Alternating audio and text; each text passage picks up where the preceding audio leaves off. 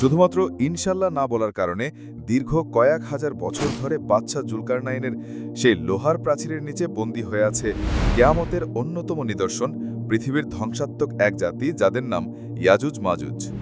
আজকের ভিডিওতে আমরা জানব কোথা থেকে তারা আসবে, কবে আসবে, কিভাবে আসবে। সেই সঙ্গে জানব ইয়াজুজ মাজুজ আসলে কাদের বংশধর, কোথা থেকে এসেছে এবং বিশেষ করে মুসলমানদের সাথে তাদের শত্রুতা কেন। আর কিয়ামতের অন্যতম নিদর্শন ইয়াজুজ মাজুজ, তারা যখন প্রাচীর ভেঙে পৃথিবীতে আসতে পারবে, তারা পৃথিবীর সকল নদীর মিঠা পানি 2 দিনে খেয়ে শেষ করে ফেলবে। প্রশ্ন হচ্ছে, সে প্রাচীরটা বর্তমানে কোন দেশে অবস্থিত?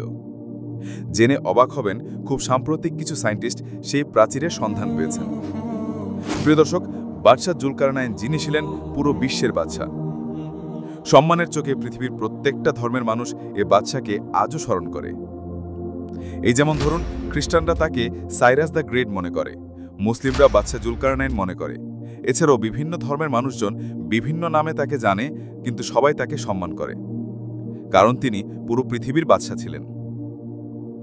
পবিত্র কোরআন থেকে জানা যায়, একবার তিনি লম্বা একটি সফরে গেলেন এবং তিনি এমন একটি স্থানে গেলেন যেখানে একটি পাহাড়ি ঝর্ণা পড়ছে, তার অপর দিকে সমুদ্র, এবং তিনি দেখতে পেলেন লাল টুকটুকে সূর্য সমুদ্রের পানির নিচে ডুবে যাচ্ছে, মানে সূর্য অস্ত যাচ্ছে।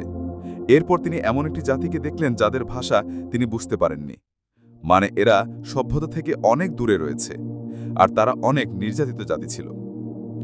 পবিত্র কোরআনে আল্লাহ তাআলা বলেন, এরপর আমি জুলকারনাইনকে বললাম, হয়তো তুমি তাদেরকে শাস্তি দাও, আর নয়তো তাদের জন্য ভালো কিছু করো।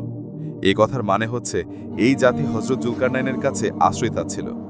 এখন জুলকারনাইন যদি তাদেরকে আশ্রয় না দিয়ে চলে যায়, তাহলে কিন্তু তাদেরকে শাস্তি দেওয়ার মতো ব্যাপার।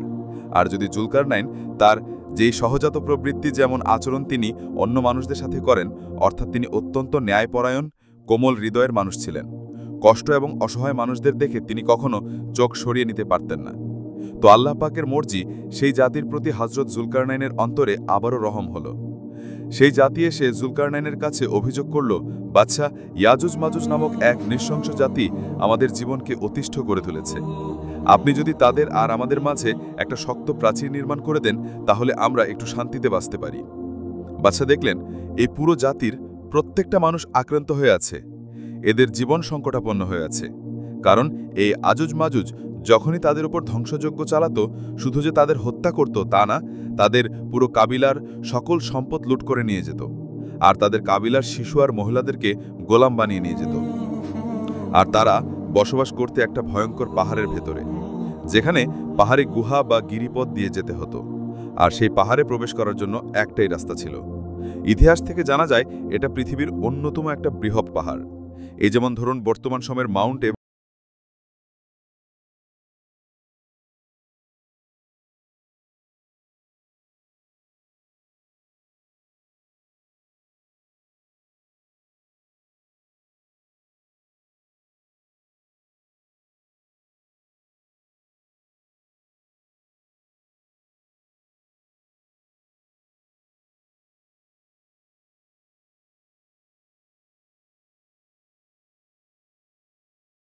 শ্রম দিবে, আমি আমার সম্পদ দিয়ে তোমাদেরকে শক্তিশালী প্রাচীর করে দেব।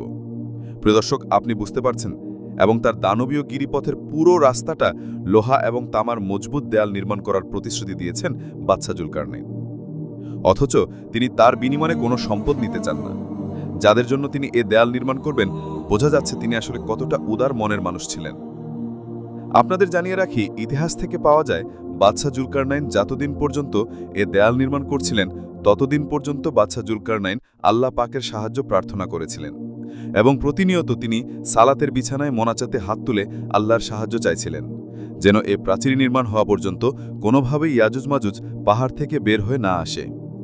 আল্লাহ পাক বাদশাহ জুলকারনাইনের দোয়া কবুল করলেন, এবং দীর্ঘ কয়েক মাসের বিনিময়ে তিনি তার অর্জিত বিশাল লৌহ ভাণ্ডার এবং তামার ভাণ্ডারের সকল তামা আর লোহাকে গলিয়ে এমন শক্তপোক্ত মজবুত পুরো এক দেয়াল নির্মাণ করলেন, সেই ইয়াজুজ মাজুজের পাহাড়ি গিরিপথ দিয়ে বের হওয়ার রাস্তাটাকে ব্লক করে দিয়ে, যেটা আজ পর্যন্ত রয়ে গেছে। প্রিয় দর্শক, আপনি জেনে অবাক হবেন, আজও ইয়াজুজ মাজুজের সেই বংশধররা সেই পাহাড়ের ভেতরে বসবাস করছে, যা হয়তো মাটির অনেক গভীরে পড়ে আছে। সূর্যের আলোবিহীন এরা এখনও সেখানে বেঁচে আছে।